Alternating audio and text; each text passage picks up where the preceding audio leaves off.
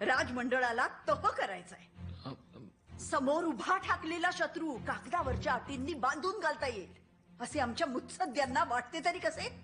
अहो साहेब, ज्यानं देवळं फोडली, आपल्या मानबिंदूंवर प्रहार केले, त्याचं मुंडकं छाटायचं सोडून त्याचा मांडलिक व्हायचं, तहाचा जो मानेवर घ्यायचं, असला अपमानकारक सल्ला त्यांना देवतोच कसा?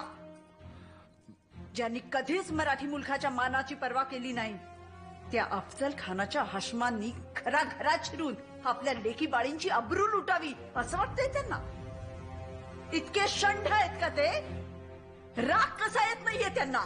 राग येत असेल आहो साहेब, पण इतक्या वर्षांच्या गुलामगिरीत पाहिलेल्या अत्याचारांमुळे कदाचित त्यांची मन आमच्या काळजीनं तह सुचवत असतील।